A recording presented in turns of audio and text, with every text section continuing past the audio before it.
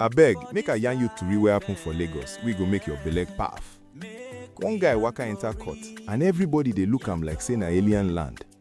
Wetin dis guy don do? Make I yarn you. So e be like this. Chinedu waka enter Mrs. Adebayo shop for Ikeja. He see 5,000 naira wey dey for counter.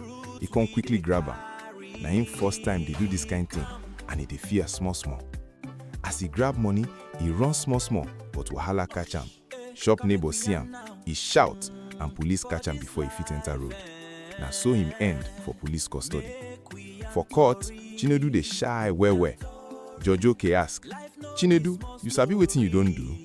Chinedu scratch head, dey sweat small, talk, "Judge, na small money na, I no mean am, I just dey hungry." Court no gree o.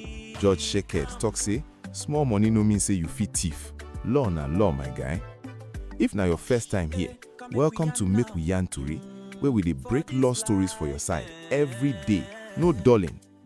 Judge Oke sentenced Chinedu 3 years imprisonment, but give am option for community service if he behave well. No matter how small the money be, stealing dey punishable. Hunger no excuse, law dey still catch you. Abeg, wetin you go do if na you catch person dey steal your money? Drop your comment, make we reason am together.